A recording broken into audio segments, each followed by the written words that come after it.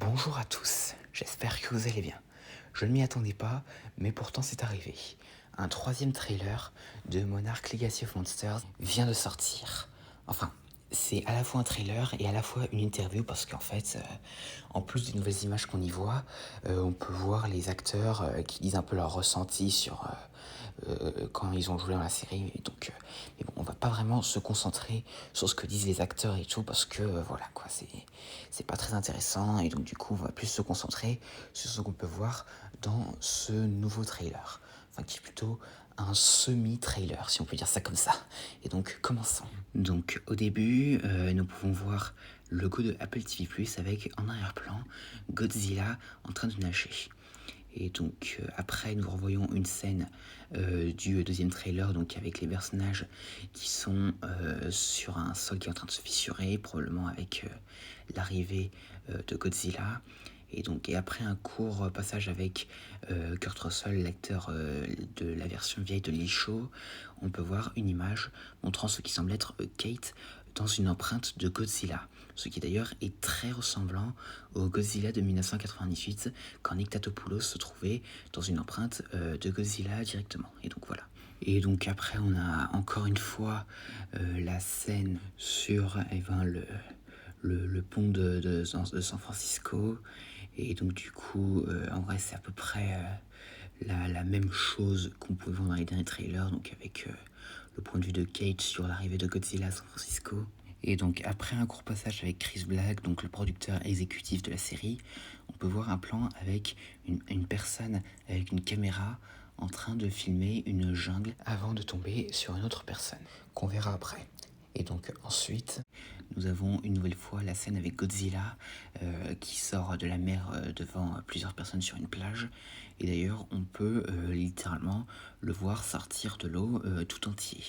Et peut-être qu'il se prépare ici à une confrontation avec possiblement Shinomura si cette scène est pendant les années 50. Et donc après nous avons encore une fois un plan avec San Francisco dévasté. Ensuite nous voyons trois personnages. Donc il y a une femme dont nous parlerons après, un qui est Lee Shaw jeune et un autre qui est une version jeune de Bill Randa.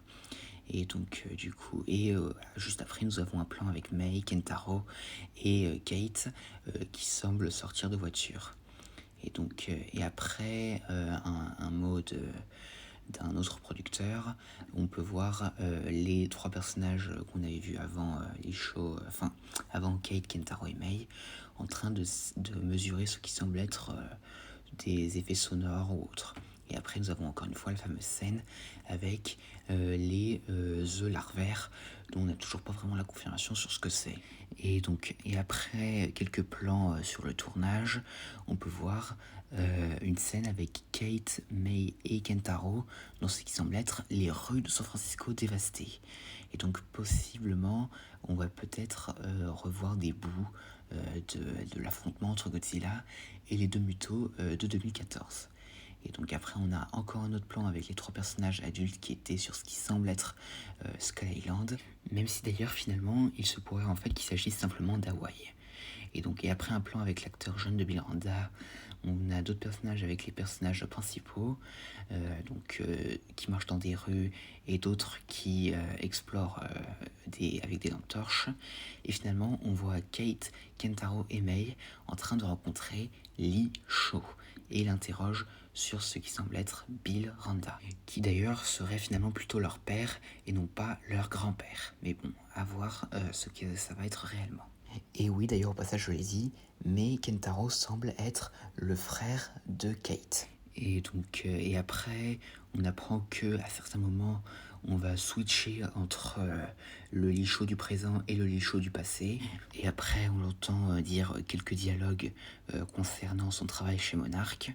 Et donc après, nous pouvons voir Kate qui semble se plaindre qu'en fait, à chaque fois qu'ils tentent de chercher des informations sur leur père, il y a toujours quelque chose en rapport avec Monarch. Et donc, mais cependant, Lee Shaw essaye un peu de la calmer. Et après, nous pouvons voir ce qui semble être le Quatuor entrer dans une grande salle de contrôle qui semble être Castle Bravo et qui d'ailleurs ressemble beaucoup à un concept art de la salle de contrôle de Castle Bravo dans Godzilla 2. Et donc après un autre plan rapide avec Kentaro, Mei et Kate dans ce qui semble être bel et bien les rues de San Francisco dévastées, et un autre qui semble être les versions jeunes du trio avec ce qui semble être Randa, on peut voir Mei qui semble être en train de regarder un peu les plantes. Et puis nous avons un autre plan avec l'araignée bambou qui poursuit Bill Randa sur Skull Island dans une scène qui n'est vraiment pas celle de Kong Skull Island.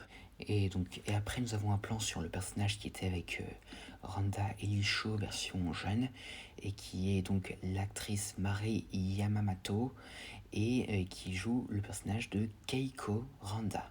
Et donc du coup il semblerait que ce soit possiblement la femme de Randa. Mais bon. Et après notre plan où nous voyons ce qui semble être Randa et Keiko en train de regarder l'horizon, on peut voir les plaines d'Hawaï. Et là ce n'est vraiment pas Skull Island. Donc du coup il est possible finalement qu'on ait été induit en erreur et qu'il ne s'agisse pas de Skull Island.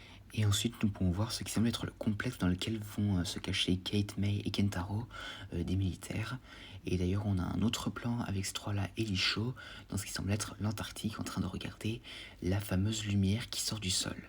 Et après nous pouvons les voir se faire attaquer par la taupe de glace géante qu'on pouvait voir dans le trailer. Et après on a encore un plan rapide avec Godzilla qui sort du sol. Et après quelques plans qui ont été revus, on peut voir ce qui semble être la taupe de glace géante qui semble absorber la lumière sortant du sol et en train d'y retourner. Alors, est-ce que c'est une espèce de source d'énergie pour cette taupe? Eh bien, à voir. Et après, un autre plan rapide avec Keiko, Lee et Randa, on peut voir le plan avec la fameuse créature volante qui attaque le trio dans l'épave. Et on a ensuite un autre plan sur la taupe géante, et qui d'ailleurs, on a un plan un peu mieux de cette dernière.